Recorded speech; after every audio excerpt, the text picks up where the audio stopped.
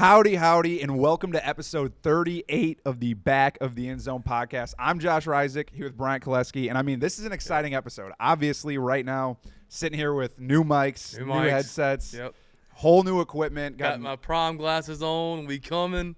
I know our friend Brandon will like that. Oh, yeah, no, he's definitely going to love that. And after a 3-week dormant phase of not having any episodes because of the holidays and just being at home, we didn't really want to do the Zoom stuff. And finally back at it now. Episode 38. What are we talking about today, Brian? Oh, well, we had a whole, a bunch of bowl games. Our Jags got their first bowl win ever against Eastern Michigan. We talked about that in our last episode. That was a huge thing for them. And then we had the playoffs in the national championship game since then. And now we're to the NFL playoffs as well. Going to look at some of the NFL awards coming up. Obviously, there's some questions between Offensive Rookie of the Year between CJ and Puka.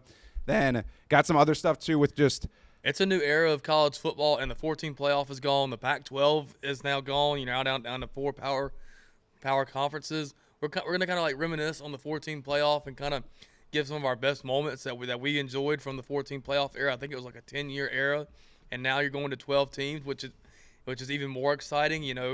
The first few games are home games for whoever school gets to host. Then you got going to some of the bigger bowl games, and then you get the semifinals and the national championship game. Yeah, and Brian, I don't mean to give you grief, but you always say the SEC just means more. But 2 future Big Ten teams just faced off in the national championship game, so that's all I got to say. I'm gonna leave that out there. Well, Washington was still the Pac-12. But I said so future. I know. So they'll be there. But it's okay. Washington will go back to mediocrity next year. It's okay. More than likely, yeah, I would agree with that. But let's dive right into it with segment 1, recapping Michigan winning the national championship.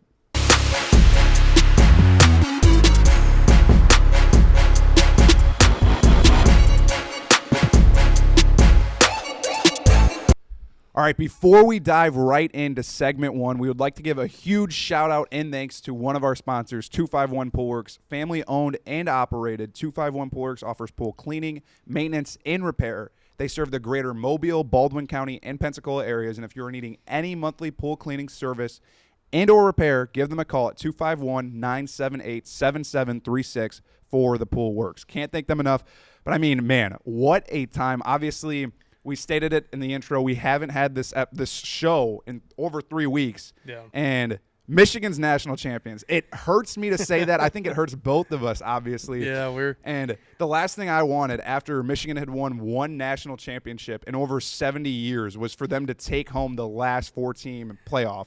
Yeah, but I mean, they were just the best team this year. And you can argue whether or not if Georgia would have gotten in there or if FSU would have been in there. Could they have given Michigan more of a fight than Alabama or Washington? But at the end of the day, they're the ones that won the Rose Bowl against Bama. Then they outlasted Washington. Washington had a great season. They have nothing to be ashamed of. But I'm first going to talk about the Rose Bowl. So we didn't get a chance to preview or anything because we didn't do an episode, nor did we get a chance to kind of recap. But the Rose Bowl, I mean, I enjoyed the game as a whole. Obviously, it hurts my soul knowing that we lost and knowing that we probably could have beaten Washington. I mean, I'm not going to sit here and say we would have because we didn't get the matchup. But Michigan just came more prepared, and especially on defense, right out the gate. It felt like Alabama was having to fight for every bit of yardage that they got, easily.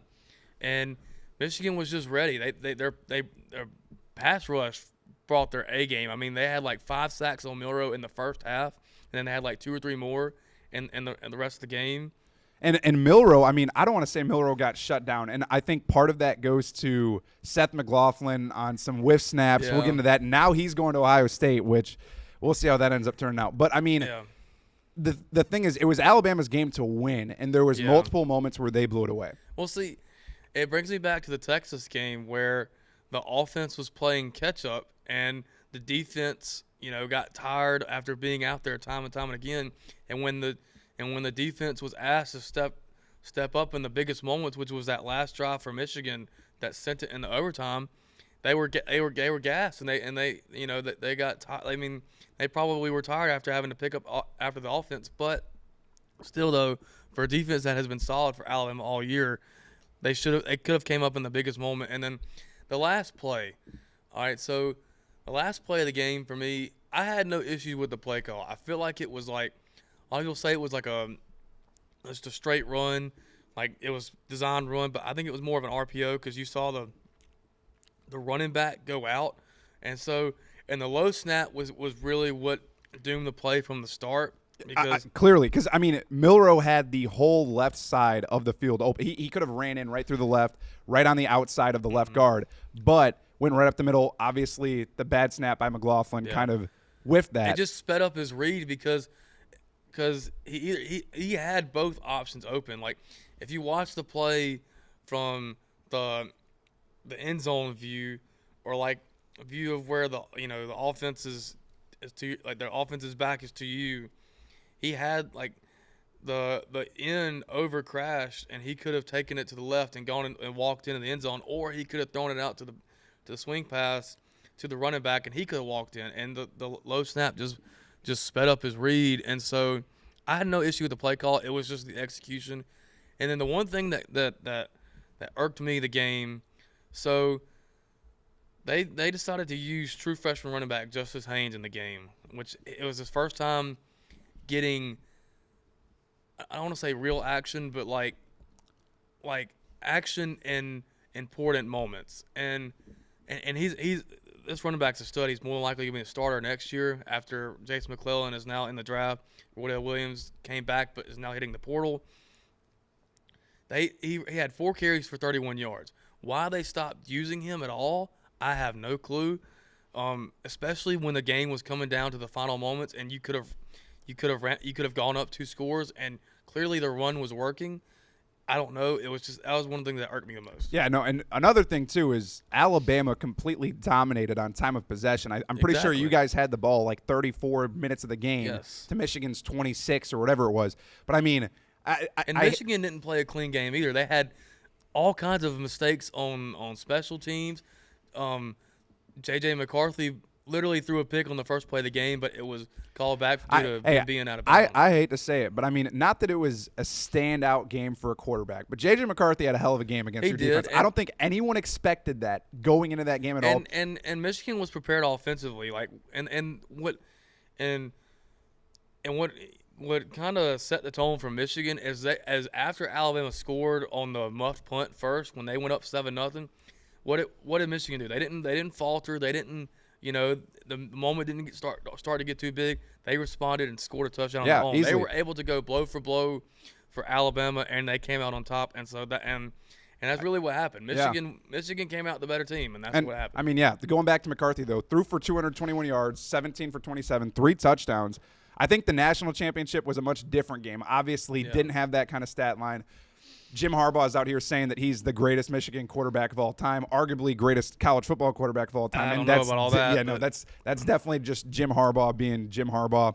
That asterisks going to come sooner or later for those Michigan fans. 27-1 as a starter, that's impressive. So. Yeah, And so now we also have the Sugar Bowl, Washington versus Texas, and it went basically how I expected it to. Texas, their Achilles heel on defense the entire year was the secondary, and Washington was able to expose that, and Michael Penix had a hell of a game. No, and that was the game that we wanted out of the Sugar Bowl. Literally, I think everyone expected it to be kind of a shootout going in. And literally, after the first couple of possessions, me and my dad were like, this game is going to have over 100 total points. Yeah. And that's what it seemed like. And honestly, throughout the game, it honestly seemed like Michael Penix and Washington were a lot more ahead of Texas than they actually were. It seemed like they were in complete control of the game, even when they were only up 1 score.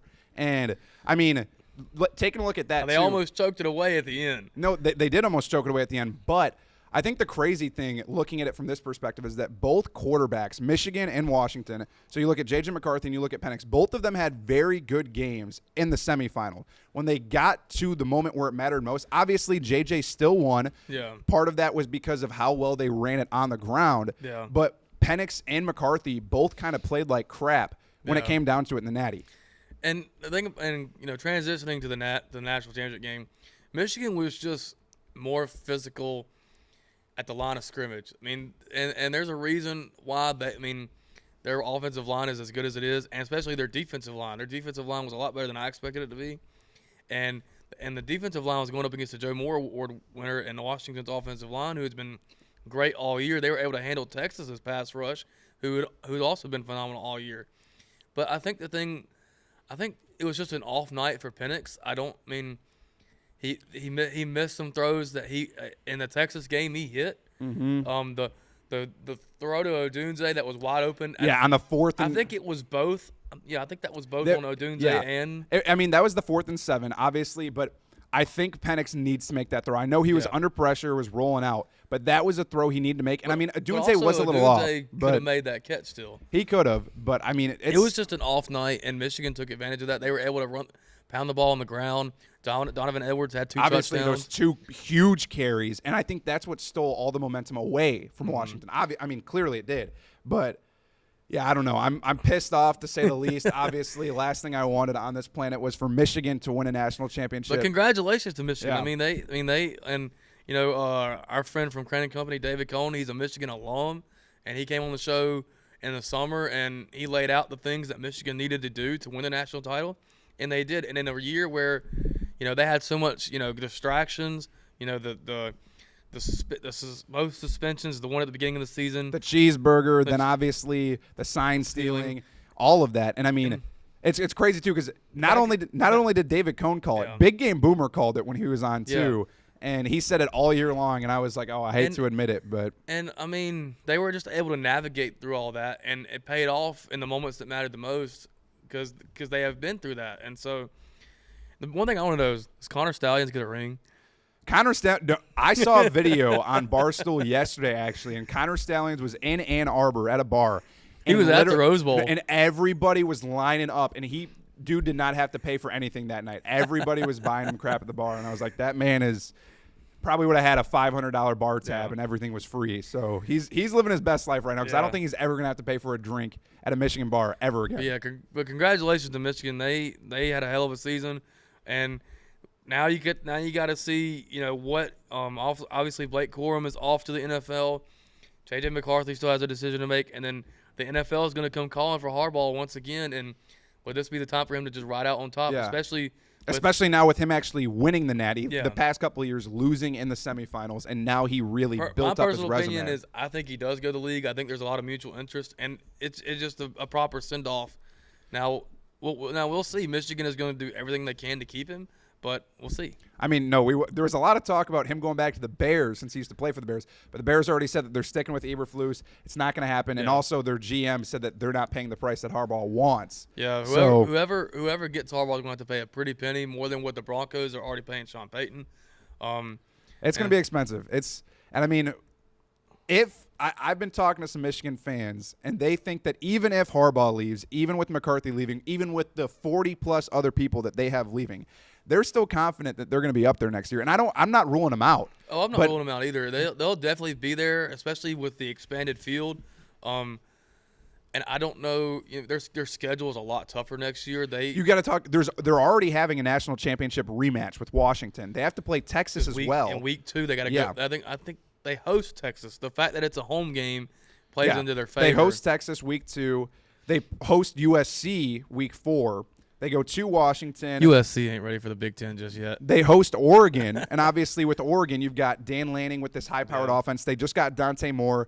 They just got what's his face? Why am I blanking on Dylan Gabriel. Dylan Gabriel? Yeah, I don't know why I couldn't think of that. And then they go to Ohio State next year. So there's Yeah. like 4 question mark games in there for them next year. I think J.J. McCarthy ought to stay. I think he needs one more year.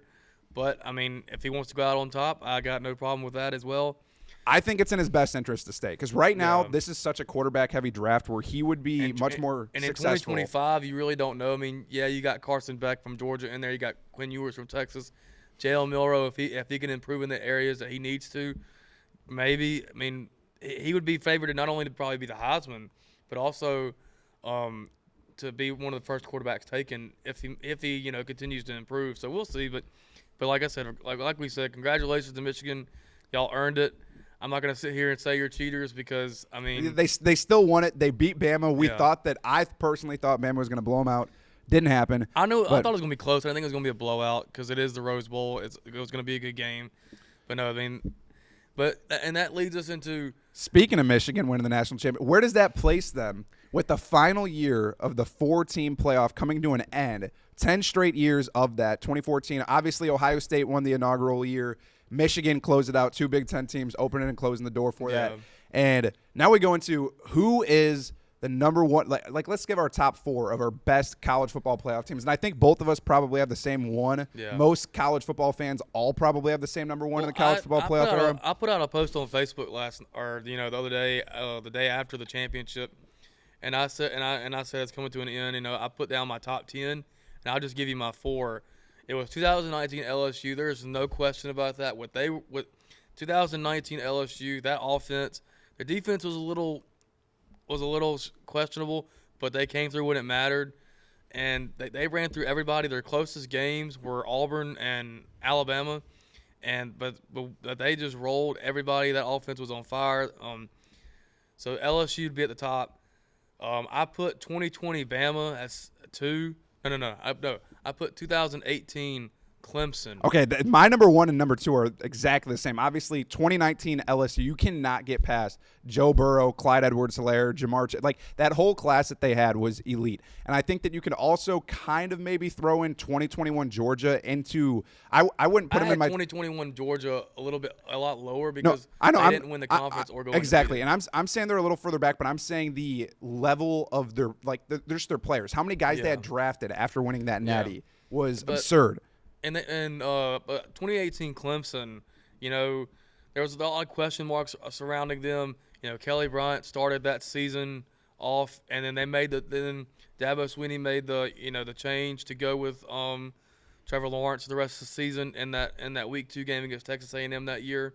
And then there was a lot of question marks about what is Trevor Lawrence the guy? They go undefeated, and you get to the national championship game, and they absolutely destroyed Alabama. Hey, here's a crazy stat about that 2018 LSU team. Obviously, in that year, they played 4 ranked teams, and they beat those ranked teams by a combined total of 142 to 33. Yeah. They completely every team that was going to try and knock them out and maybe diminish their playoff hopes. Clemson came, and they finished business. They handled the business that they needed to finish.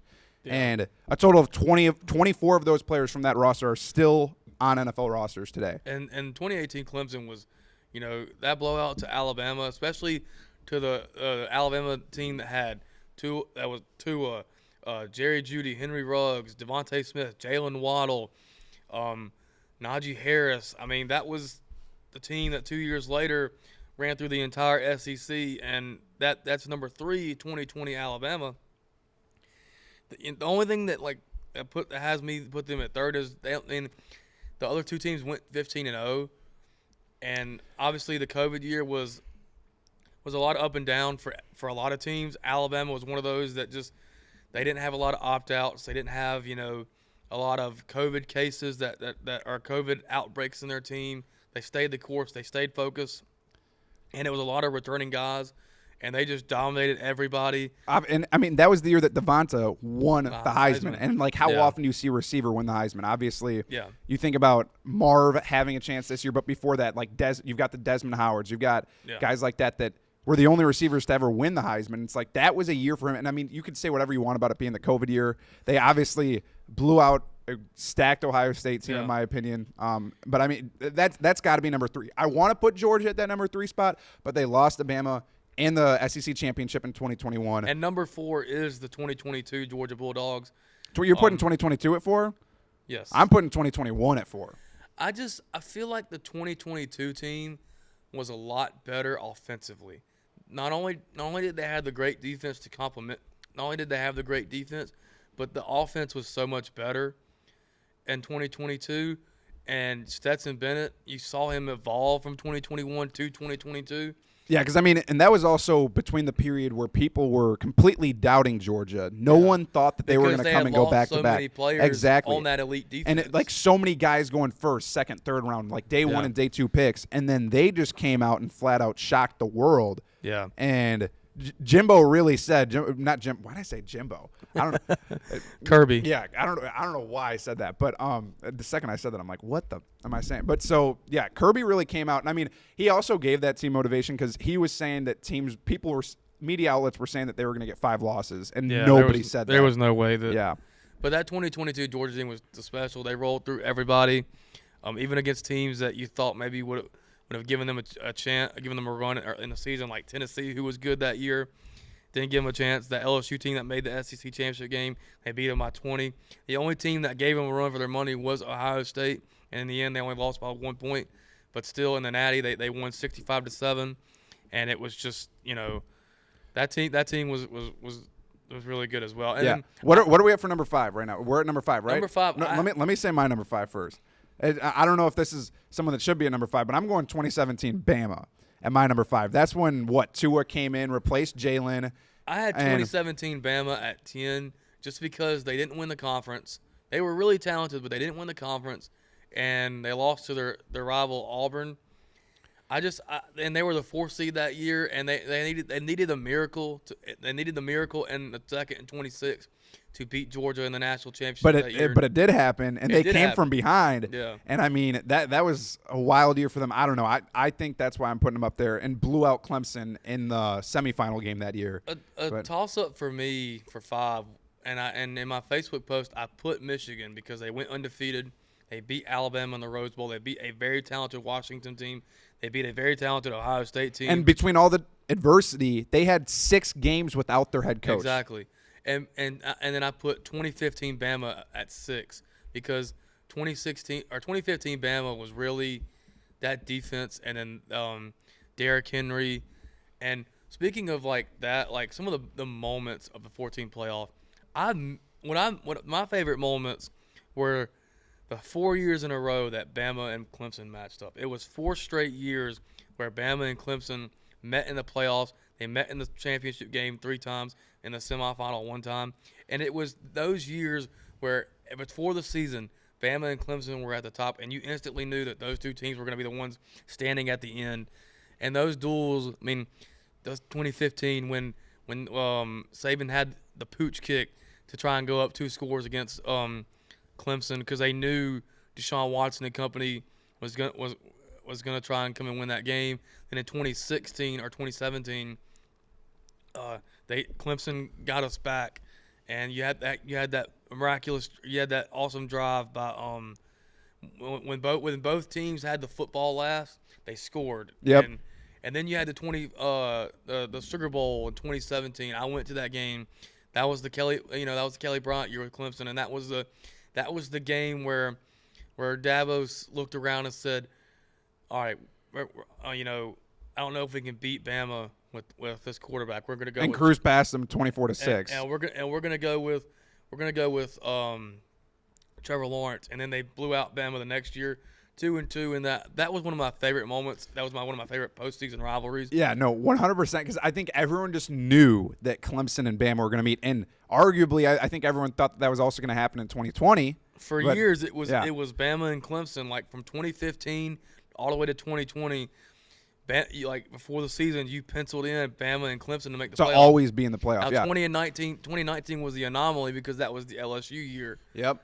But I mean, no, crazy. And one more time, I just want to go and pick our number 6 because my number 6 is Michigan. I'm putting them at 6. I have to. Obviously, it irks me to say that. You just want to mention 2014 Ohio State in there somewhere. No, my 2014 Ohio State. Michigan's my 6, and I'm not going past this. My 2014 Ohio State, they're probably at the 7 or 8 spot. I haven't really figured that out yet. But this Michigan team, obviously, we just went over it in our national championship segment, but battled all adversity. 6 games without Jim Harbaugh. They beat Penn State. They beat Maryland in a clincher. Obviously, beat Ohio State where you're sitting there clenching your fists, and I was all pissed off and whatnot. But I mean, and they beat Iowa, yeah. in the Big Ten championship game. But they came through and had a lights out defense with their pass rush with Will Johnson and Chris Jenkins and Mike Sandstrill, and a bunch of other guys. Obviously, Blake Corum, future NFL quarterback, who's going to do great things. And I hate to see it happen, but for once, not that I like to see it, but I'm happy that the Ohio State-Michigan rivalry is once again competitive. Yeah. And after 2 straight years of Jim Harbaugh falling short in the semifinal, people questioning all this stuff. Now he finally made his mark on a program where he came to in 2015 and was losing to a Wisconsin team 28-0, like less than 10 years ago. And you know, the 14 playoff will always be an era we look back on and say some of these matchups were great. You know, Bama and Ohio State, the Sugar Bowl in 2014, one of the all-time classics. Of course, Ohio State came on top, and they eventually went on to win the national championship. The Rose Bowl between Michigan and Alabama will be the 2017 Rose Bowl between Oklahoma and Georgia. That game. That was one of the best semifinal games I think we ever had. I don't think it got any better than that. Like, and then But then the last year's Peach Bowl between Georgia and Ohio State was really good. That was really. And then there's also, you got to think, the 2019 Ohio State Clemson Fiesta Bowl. The 2019 and 2020 Clemson Ohio State. Yeah, game. both of those games came down to the wire, and I mean, obviously Ohio State threw Dabo off track officially in 2020. Yeah, never see him again. But I think that's going to close it out with our kind of kudos to the college football playoff. I mean, we love to see the 4-team playoff. Obviously, next year jumping to 12. So this is going to be a completely different conversation. Exactly. And we really won't be debating we'll be debating who's in, but we'll also be debating seeding. We'll be debating home field advantage, especially for the first round. It's exciting to see, and it's exciting to see where they go, how they build upon this, because there's a lot of issues with college football right now as well, like with the calendar and stuff like that. I said this the other day on Twitter or something like that. For this new era of college football to really flourish and to reach its potential, there has to be some type of governance. Somebody has to step up and say, hey, we have there on the NIL, the transfer portal, great stuff, but there needs to be some rules, some guidelines.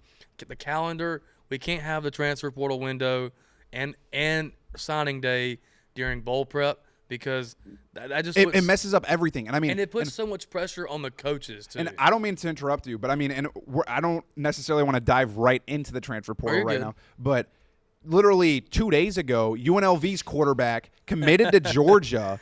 And then flip to USC. And I'm like, what the that's what the transfer portal and NIL has done. Is this dude was leading the Mountain West in every passing category, and and the thing about it is like you're having guys, especially you're having guys having to make decisions on playoff teams like Malik Murphy. Yeah, you know, he probably wanted to stay with Texas for the Sugar Bowl and have a chance to compete for a national title. Get that ring, yeah. Because what if Quinn Ewers would have went down because he has an injury history, you know? But because of the window, because it's from December 1st to January 1st, or January 2nd, he didn't have a lot of time. Like that's for you to announce your name in the portal and pick where you're going to go. And so, I don't know. It needs to be. There's a lot of issues that need to be fixed, but I feel like somebody will come along. Whether it's SEC Commissioner Greg Sankey, he's voiced his concerns. There's a lot of coaches like Chip Kelly. We talked about that in our last episode. He voiced his concerns. Jim Harbaugh, Kirby. All these coaches have come forth and say these are the issues of the sport. This is what needs to be fixed. And so we'll see. We'll see if it'll get fixed. But ending off the college football playoff, just the 14 playoff, I say let's get into some NFL playoff predictions and what's going on in there. And we're going to dive into that in segment 2, along with some transfer portal stuff, some NFL awards, and some other stuff. But let's get right into it and see who's potentially going to win this year's Super Bowl.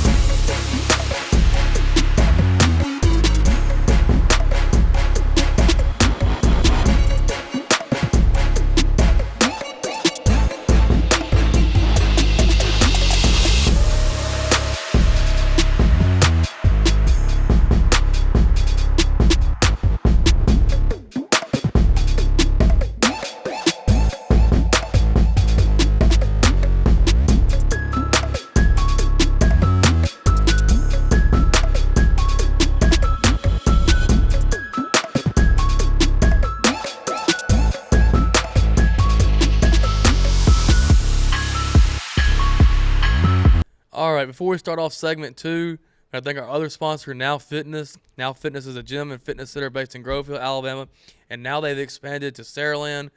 They do personal training, group sessions with CrossFit, and other workouts to help local athletes train and get in their best shape. Call 251-269-3065 for more. For more. And we cannot thank them. I don't know why I butchered that, but anyway, we cannot thank them enough for supporting the podcast. None of this could be possible without them or 251 Pool Works. Once again, we thank them, and we hope to continue to grow and them as well. Yeah, seriously. And I mean, now let's get right into the NFL playoffs, Super Wild Card Weekend. Obviously, games starting on Saturday, and the Saturday interesting games. matchups. Yeah, we got Browns and Texans and Dolphins and Chiefs on Saturday, and the Browns and Texans is a super interesting. It is matchup. interesting, especially no Deshaun Watson. No Deshaun Watson, rookie quarterback C.J. Stroud Going up against the legend Joe Flacco. Yes, and this is a game that you just like NFL script writers, you cannot make it up.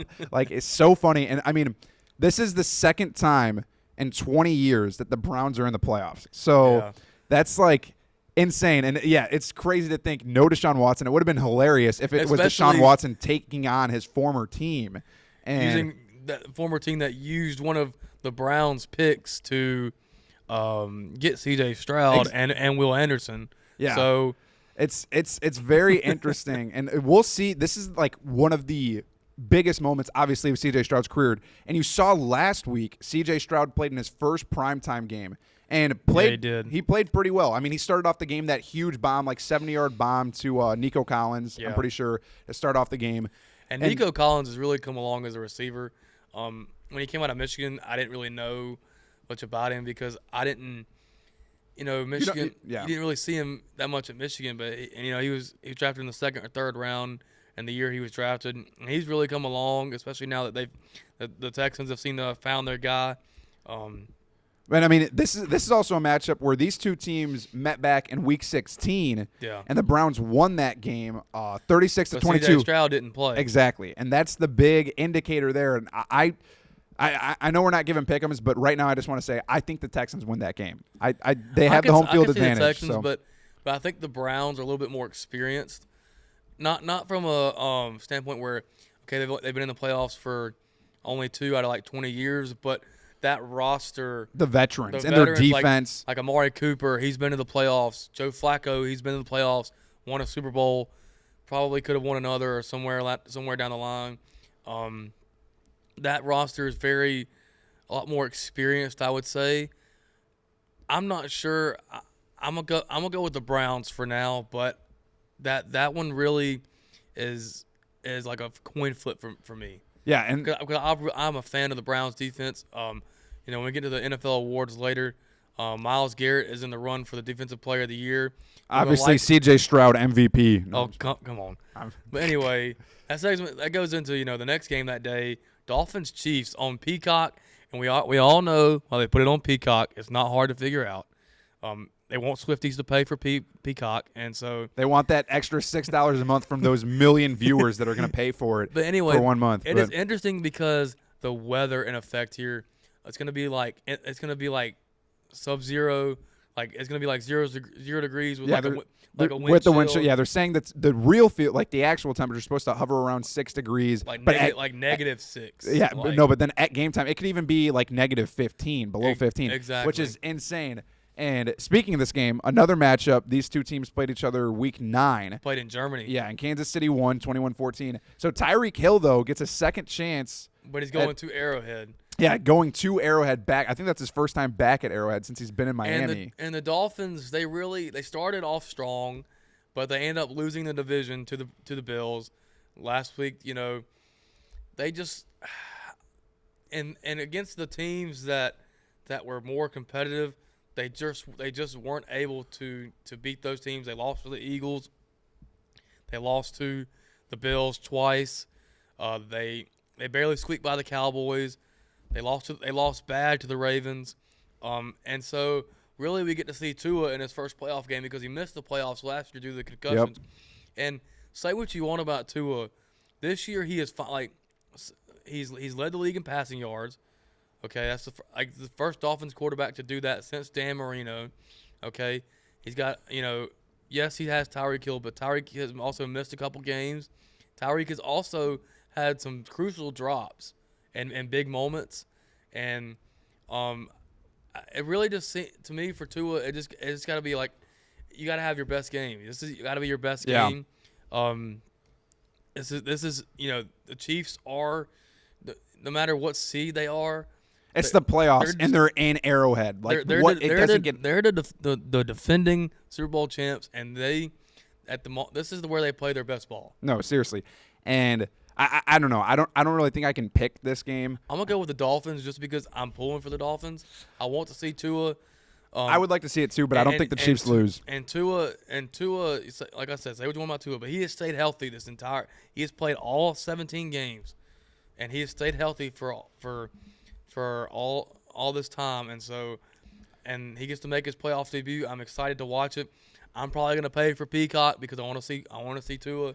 But hey, you better send me that subscription stuff my way right now. No, I'm just fine. But I think the Chiefs are gonna come out on top. I'm gonna go with the Dolphins for now. But that was another one that's a coin flip. All right, whatever you say. But next game, Steelers Bills, big game here. Obviously, Josh Allen's 3-1 against the Steelers in his career. It's in Buffalo. Another game where there's supposed to be Mason Rudolph masterclass. Well, another game where there's supposed to be sub-zero temperatures and possible snow too. And you know what happens when there's snow in Buffalo? You gotta love snowy playoff games, man. No, but snow in Buffalo, those fans are they're gonna be jumping on top of fire-filled tables a couple weeks ago, and I mean Buffalo fans, y'all know how to put on a show. I'll tell you that. Yeah, and I mean. We'll see what happens. And Buffalo this year is 7-1 at home. So, and I know the Steelers have been shaky. I'm going with the Bills here. Yeah, I think that's Bills easy. Steelers just have too many injuries, and I don't think T.J. Watt's going to be playing. The Steelers defense has really been playing. Like the SpongeBob episode where they knock on the guy's door and he's wrapped in completely in like a cast, and he's like, all my bones are broken. That's the Steelers defense right now, and they're hanging on for dear life. They were able to beat the Browns. Beat the Ravens in weeks. But no Lamar. But no Lamar. Yeah. And it was a rainy game. I think the Bills win this one comfortably, but I do think the Steelers make it a game early just because Mike Tomlin, who's a great coach. Steelers fans, why do y'all want this guy fired? All he does is win. Yeah, he's never lost more than 7 games in a year. Never been below 500, and it's like Matt Canada deserve to be fired, and you probably need to move on from Kenny Pickett because I don't think he's the answer. But Mike Tomlin, say what you want about him, all the guy does is win. Yeah, so we'll see. And quickly going through the last few games, obviously number 7 Packers, they got in after beating the Bears last week, going to the Cowboys. They have their man, Jordan Love, man. Yeah, they you could say that. But this is also the second time that Mike McCarthy is facing his former team after being fired in 2018. It's a round of reunions. Yeah, it is, and he's looking for his first win over Green Bay. This is the second time they've met, but I think the Cowboys win this one with ease. They're at home. Yeah. They've been lights out, but don't be surprised though, because the Cowboys. You know how the Cowboys do in these moments. They like to choke, and so you never know. Like last year at home when Dak went – I think we talked about that. Well, no, we didn't talk about that last year. I think they played the Bucks. Yeah. And it was like Tom Brady's final game or something. Yeah. I don't know. That slide that No, that was against the 49ers. I'm saying last year when they lost to the 49ers, Dak had that slide. Oh, yeah. It was 14 seconds. Couldn't get the spike down. Yeah, no. But this next matchup, though, this is a matchup that I don't think people were – I mean, the Lions I was expecting the playoffs, but Rams at Lions. I don't think people had this one on their bingo card. Yeah. Like Matt Stafford, first time playing in Detroit since going to the Rams, and then a playoff game against Jared Goff, who the Lions are. What Dan Campbell has done with the Lions is just truly incredible. They have them. He has them believing. He has them playing their asses off every single week. What Dan Campbell has done is just I really love Dan Campbell.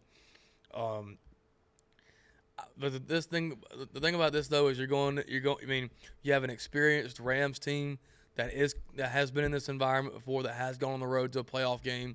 Aaron Donald, beast. He can wreck your entire game. Obviously, Puka, Kyron, Nakua coming along, in contention for Rookie of the Year. Probably won't win it because of C.J. Stroud. because he's a dog. But speaking, Cooper Kupp. Going back into it, revenge games. This year's playoffs has so many revenge games. Yes. With, I mean, obviously this game, like Stafford and Goff were traded for each other, and it's like both of these teams playing each other. And this is a huge game for the Lions too. Like, think of the state of Michigan. The Michigan wins the national championship after years of a drought, and now the Lions win the North. Win a playoff game. Yeah, they win the North for the first time in 30-something years. And really, the Lions, if they got screwed against the Cowboys, they would have the number 1 seed right now.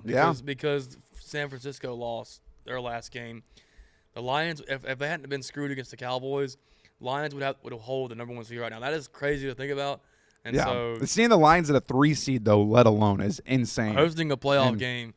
Yeah, and I mean they have I think they have the upper hand in that. I'm going game, with the Lions. Like I said, I love the Lions. After that Hard Knocks series with Dan Campbell 2 years ago, doesn't get much better than that. But then Jared Goff gets his revenge. But then going into the final game of Wild Card Weekend on Monday night, you've got the Eagles at the Bucks. That's a question mark game too, because how in the hell did the Bucks get the home game? And the Eagles have really kind of fallen apart as of late. They lost to Dallas late in the season. Then they lose to the Giants last game of the season. I don't understand it. The defense is terrible. The play calling on offense is mediocre at best. Not a lot of creativity. Jalen Hurts, I don't know what's going on with him. I think he's lost some confidence. Same with AJ Brown though too. Like I hate to go on a rant, but I had AJ Brown in fantasy, and AJ, if you ever get the chance to listen to this right now, I'm telling you, I am so pressed because he went from being the top fantasy receiver weeks 1 through 8, and then literally all these people were like sending me these trades, and I'm like, nah, I'm not trading for Michael Pittman, I'm not trading for Amon-Ra, and I should have, because after that following week got like 2 points. Every week after that was like pushing 10 barely. I'm going to go with the Bucks here for the upset. The Bucks seem a lot more dialed in. Nobody thought the Bucks would be much of anything. We knew the Bucks had a great roster because they have Mike Evans. They have Chris Godwin. They have Tristan Wirfs. They have, some serviceable running backs. They have a great offensive line. Then they have a great defense with Vita Vea. You're talking about what a comeback for Baker Mayfield, Mayfield. Though, after being in Carolina last year. When you thought the Bucks might be in the market for a quarterback for the draft or in free agency, now he's on the verge of maybe getting an extension and maybe becoming the guy for the Buccaneers. Seriously, and I mean he's been playing fairly well. I don't think he's been playing bad quarterback play at all. And also, the Bucks posted on Instagram a picture of him yesterday or 2 days ago at practice. That man was popping zins during practice. That man is dialed in this week. And the thing is you just don't know where the Eagles' head is at. You don't know where they are mentally, what things are like inside the locker room. Yes, they made the playoffs, but they didn't win the division. They fell apart at the end. You don't know where they're at mentally, and I like the Bucks here with the upset. I think if there's any game that ends in an upset, it's probably this one. It surely could be, and I'm not gonna go against you on that one. So I don't know. It's gonna be close. I think the Bucks might win, but man, I can't talk NFL playoffs anymore. We need to get into NFL awards right now, because I'm telling you right now, I was texting Bryant yesterday. C.J. Stroud deserves MVP. I don't care what anybody says. The thing that bothers me is I know he's not going to get it. I know it's not realistic at all. That's just me loving C.J. as an Ohio State fan. But he's not even in like the top 10 for voting odds or for the odds of betting wise. I just think it's because he's a rookie. I think it's because he's a rookie too, but you look at the numbers, the deep ball, the passer ratings, the interception ratio, everything leads in CJ Stroud's direction with how he's been playing this year. And I know he's not going to get it. I know Lamar is the clear cut. I think Lamar's going to be the one. Lamar has done this season. They brought in Todd Monken from Georgia to become and be their offensive coordinator. He's done a phenomenal job. They finally brought in some good receivers. They drafted Zay Flowers, who you could argue is one of the best receivers from the first round last year. They brought in Odell Beckham, who's finally, he kind of looks like the Odell Beckham we're used to. He's been a solid role player too for them. Rashad Bateman has come on strong as of late. No Mark Andrews, but they found a guy to not replace him, but really still play a role in Isaiah Likely. No J.K. Dobbins. They really kind of they kind of somehow manage their running back situation with Gus Edwards and company, and of course Lamar. He's running, he's a running back sometimes himself, but he still is a quarterback. He's not. Yeah, no, but Quit with the running back at quarterback talk. He can throw the ball. And he's proven that this year. I mean, and you've seen him make the plays that he needs to make. He had that 5-touchdown game 2 weeks ago, and he's just balling out. He shredded the 49ers, and the 49ers were thought to be the best team in the league, and he absolutely that was the potential Super Bowl rematch that everyone was talking about, 1-1. That was on Christmas Day, wasn't Christmas it? Day, yeah. yep. Yeah. And what Lamar is just what he's done this season is just it's incredible. He's won, and so the Ravens they ought to be Super Bowl favorites right now. No, I easily that whole team is so stacked. It hurts me to see that Patrick Queen and Roquan Smith are both the AFC Pro Bowlers. Obviously, with the Bears losing Roquan Smith a few years ago, but I mean, going over to NFL Offensive Player of the Year awards, I think C-Mac is the clear cut for that. He is the clear cut. Or Tyreek Hill is a good option too. The thing with Tyreek Hill though is he's had some drops in crucial moments. I mentioned this during the breakdown of that playoff game. That he had some drops in some crucial moments, like he had a drop touchdown. He had a drop pass against the Bills that would have given them a chance to tie it before the game ended.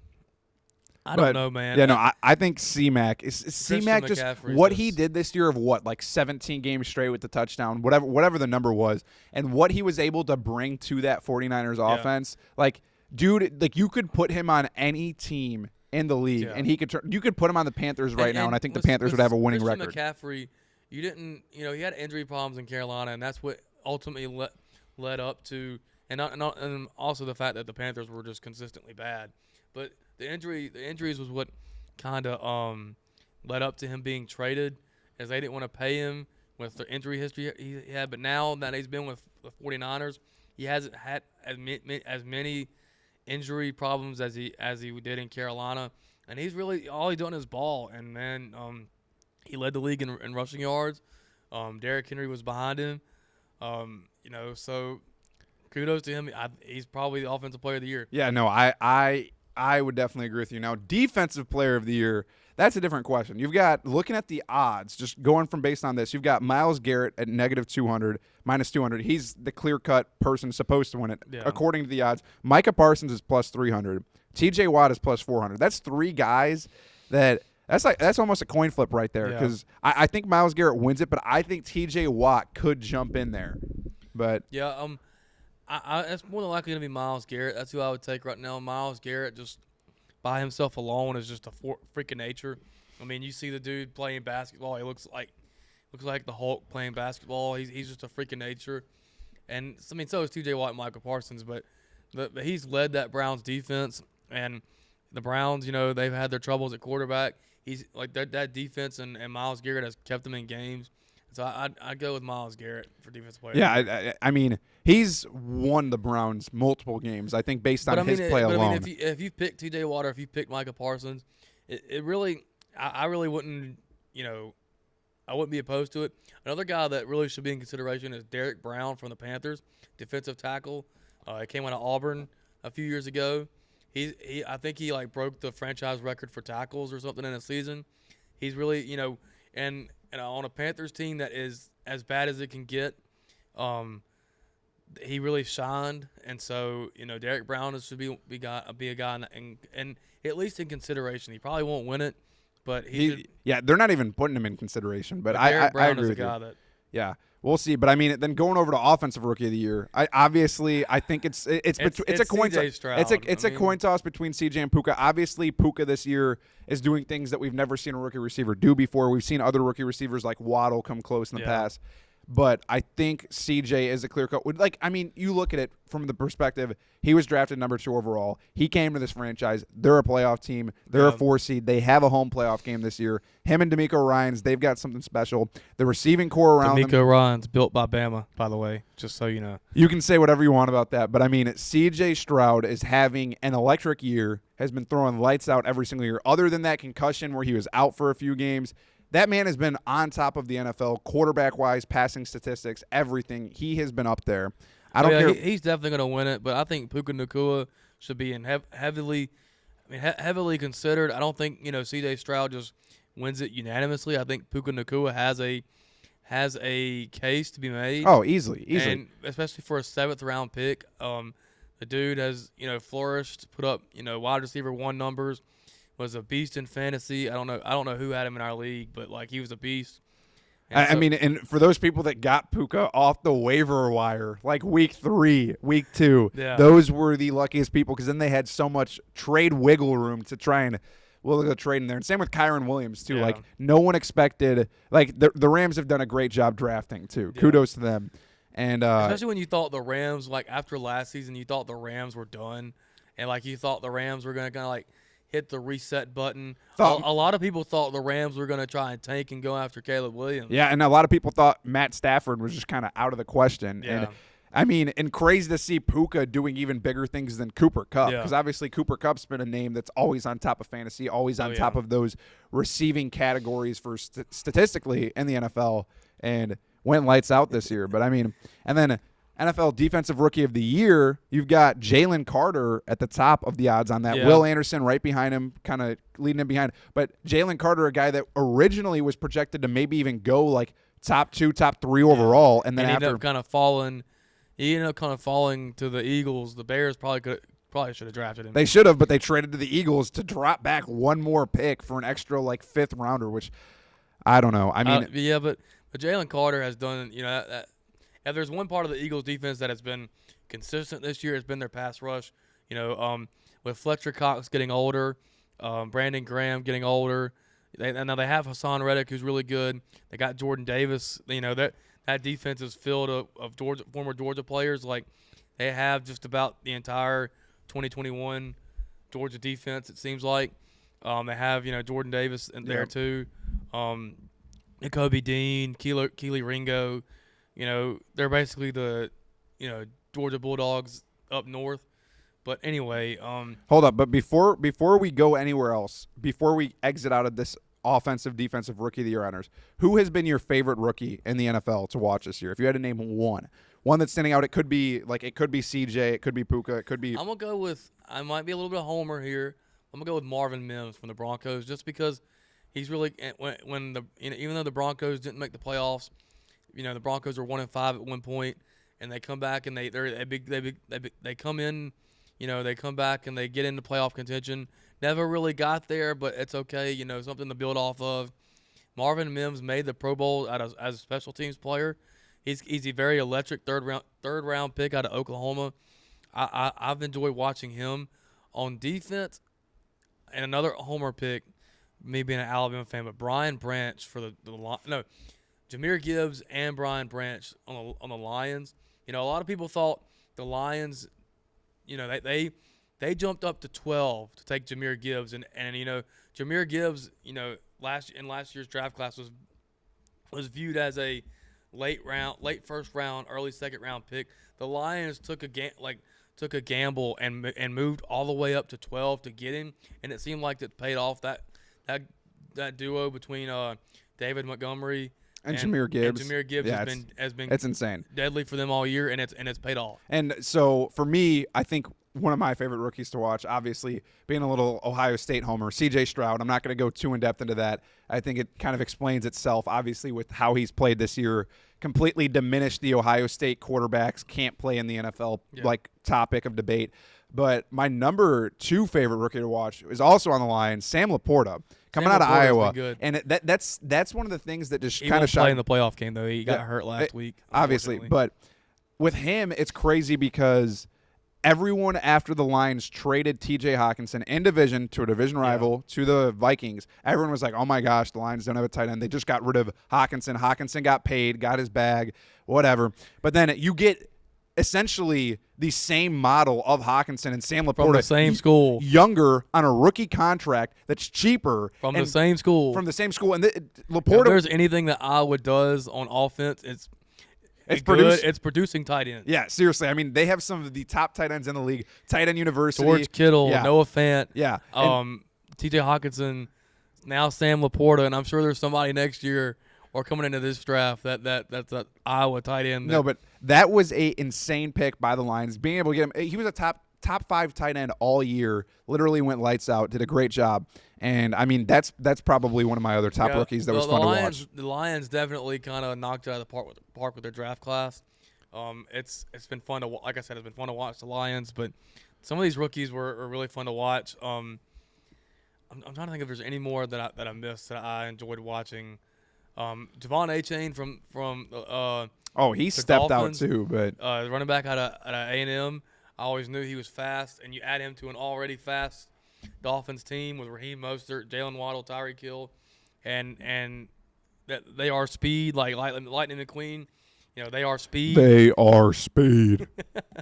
We're yeah. going fast, boys. So, and before we get out of this, let's talk about comeback player of the year. This one's probably the most debated because there are some people out there who probably think it shouldn't be Damar Hamlin, but it really should be because, I mean, the fact that he saw the field this year after what he endured last year, after, he probably, I mean, the man died on the field and was revived and was able to come back, was able to live, the fact that the fact that he touched the field this year is remarkable. And I know this is probably a controversial topic. It is controversial, and I'm gonna counter debate your answer because I think Joe Flacco is more deserving. I know that Damar Hamlin died on the field, came back to life. That's a blessing. That is a blessing. Yeah. Like, thank God that he survived because that was scary when he died on the field. Bills-Bengals game ended. Obviously, freak accident. Never want to see anything like that ever happen again in football. But he's not a starter on the Bills. He hasn't had a standout year. He didn't come back. Maybe if he came back and actually did something insane. I'm not trying to diminish his career. He came back from a near-death experience and played in the NFL. I think Joe Flacco deserves this award. This man literally stepped into a position on the Browns and completely turned them around. Just came off the couch pretty much. Yeah, seriously, he literally talked about it. He was sitting at home, gets a call, and he's like, oh, yeah, I'll come back out of retirement. And I'm like, what the? I think that – and right now, Damar Hamlin, yes, he has the best odds of winning the comeback player of the year. I think Joe Flacco is like plus 200 or plus 300. And then everyone else after that's like way out of the question. But I just think they give it to Damar because I think – and I said this before the season started, if he steps out on the field, if he sees the field live action, they're going to give it to him because of the things that he endured and the things that he's still enduring. That's not something you just come back from automatically. I mean, especially mentally, it probably takes a toll on you. But I don't know, man. If you gave it to Joe Flacco, I wouldn't be opposed. You're talking about a guy that came back and he's throwing for like over 300 plus yards in different games. And like I said, I wouldn't be opposed. Like I wouldn't sit there and say they got it wrong if you give it to Joe Flacco. I'm just saying Joe Flacco, Cleveland Browns Super Bowl champs this year. Don't go that far. Like, I think they're gonna go give it to Damar Hamlin, and they should. I mean, that's just my opinion. Yeah, we'll see what ends up happening, but closing it out with that, obviously. I think that's the biggest question for any of the NFL awards is comeback player of the year. No one really – I think a lot of the other stuff is kind of no-brainers. Obviously, there's a couple other questions in there, but I think that everyone knows with I don't know. With comeback player of the year, I think that it's probably going to end up being Damar. I think it should be Joe Flacco personally. I don't care. You can say whatever you want to say about it, but – besides that, we're going back into college football to close out the episode. The 2024 college football transfer portal has been absolutely bonkers. It's been booming. Obviously, Ole Miss leading insane on top of that list for receiving transfers between Walter Nolan. Ole Miss is doing a heck of a job. Probably one of the best jobs from the portal that we've seen. They've really, and they lost a huge piece. They lost Quinshon Judkins, who's now an Ohio State Buckeye, baby. Go Bucks. Yeah, you probably paid a pretty penny for a running back. But anyway, they really went heavily on defense, and then they also got a receiver. They got Juice Wells from South Carolina, who was a pretty good player. They got Walter Nolan, the number one overall player in the transfer portal. They got Princely Umanian, the kid, the 4-star. And they got Tyler Barron, who was also a top edge rusher in the portal. They've gone heavily on defense. Yeah, Antwain Wells. They got a bunch of other SEC guys to transfer over, which, I mean, if you're sitting there, I mean, for Yeah. Ole Miss fans and Lane Kiffin's doing a hell of a job. Obviously, you lose Quinshon Judkins, like you said. But then, speaking of another thing, going back to Ohio State, they've got Quinshon Judkins and they've got Will Howard. I mean, that's a very interesting. And Seth McLaughlin. And Get Seth ready for that McLaughlin, experience, buddy. But I mean, it's an interesting experience because obviously a bunch of people were trying to say, oh, I've talked to a lot of people about this. They're like, oh, Will Howard is the same as Kyle McCord. You can say whatever you want about that. I think Will Howard is a little bit more polished than McCord was. Will Howard is also 6'5", like 150 pounds. Yeah. That man is like solid. He is a solid quarterback. He's big. He can move. And at Kansas State, he didn't have anywhere near close to the weapons that Kyle McCord had at Ohio State. Yeah, you could. You could definitely argue that. I think it's an upgrade as well. How much of an upgrade? But we will see. I didn't think Ohio State necessarily needed Quinshon Judkins, especially if Travion Henderson was going to stay. Which he might, but everyone's saying that now that he committed, it seems like Trey's leaving. Probably. But you still also have Mayan Williams. No, Mayan Williams already declared for the draft. So He did? Okay, if well, I didn't see that. if Travion ends up declaring, the only other back that's up there would be Evan Pryor, a former 5-star Okay. too, which would be he'll be in his redshirt sophomore year. So The thing I'm interested to see with Ohio State is the receivers, because you had Julian Fleming leave. You have Ibuka and Marvin Harrison going to the draft. Egbuka hasn't declared quite yet, so he might be staying. He's probably going. I think he stays. If I had to guess right now, he probably goes, because I think he's like a late. Hey, they're first- saying late second. Some of them are saying late second. First, early second. I think is where he probably stacks up. Well, But as receivers, because you got Carnell Tate, who's a 5-star, Brandon Ennis, 5-star, now getting a step up. Then you got Jeremiah Smith coming in, the #1 overall player in this year's class. A lot of controversy with that one about did he sign his NLI on signing day, but he's officially a Buckeye. I'm excited to watch him. I don't know, with Ohio State, I don't know. But I think Ole Miss is definitely the one, and Bama's gotten a couple players. Bama got USC cornerback Damani Jackson, who in 2022 he was the number 2 cornerback behind. He was number 2 cornerback, I think. I think it was behind Travis Hunter. He was a number 2 DB, and he was originally committed to Alabama, but then he flipped to USC. Obviously not the smartest move for him, but now he's back at Alabama, or he's now at Alabama. Then they get LT Overton from A&M, and they get offensive lineman from A&M. hey, A&M's been doing a good job in the portal though too, getting guys. I mean, Yeah. A&M and Colorado also up there. Same with Florida State getting some guys too. I mean, When it's also interesting to see where these quarterbacks are going. DJU is going to Florida State. yep. Cam Ward declared for the draft. It seemed like Ohio State, Miami, and Auburn were in the mix for him. The Liberty quarterback, he went into the portal shortly after the Fiesta Bowl, And then withdrew. and people thought Auburn was going to be the destination there because ties to Hugh Freeze and stuff like that. He's now back at Liberty. Their star receiver C.J. Daniels is now in the portal. Evan Stewart is, I think, the top player still in the portal. There's a couple of them. Evan Stewart, but then going back to quarterbacks though, Jordan McLeod, the JMU quarterback, Yeah. still looking for a home. I think he might withdraw and go back to Grayson McCall went to NC State. NC State. There's some other quarterbacks. Malachi Nelson was the one that was most shocking to me because he was the #1 overall recruit in 2023, and a lot of people thought he was the guy after Caleb, especially knowing Lincoln Riley's history with quarterbacks. You thought he was the guy, and then he ends up transferring from USC. It's a Boise State. Boise State of all what places.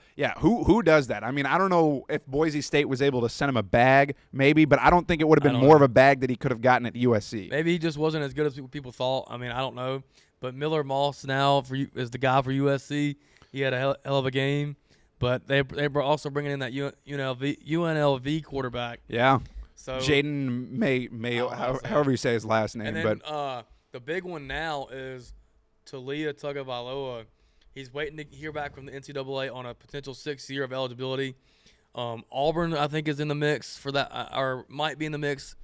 I think the destination might be Miami, though. Miami doesn't have really a quarterback. Well, they did get a quarterback. They got an FCS quarterback, but I think they still want to try and get Talia. I mean, Miami makes the most sense, especially with his brother down there at the Dolphins. But that one was interesting to me too. Yeah, I mean, I don't know. Talia had an insane career at Maryland. Yeah. I say Talia, Talia, however you want to say Talia. it. I've always said Talia. That's how Gus Johnson and Joel Klatt say it on Fox Big Noon Kickoff.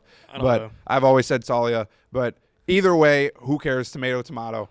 I don't even know who says tomato. But the transfer portal window is now closed. I think grad transfers can enter at any time. They can. But undergrads is now closed. I think it opens again like April 15th, like direct like in the middle of the spring, like once the majority of spring practices are over, and then once spring games start taking place. I we'll see some big transfers there too, because every year there's always a couple guys that scattered that may transfer out. One guy that didn't transfer from Bama that was interesting to me was Ty Simpson. Everybody thought, okay, Milroe came along pretty well during the season this year. Milroe's coming back. Then you also have Julian Sayin, the number one quarterback in this year's class, coming into Tuscaloosa.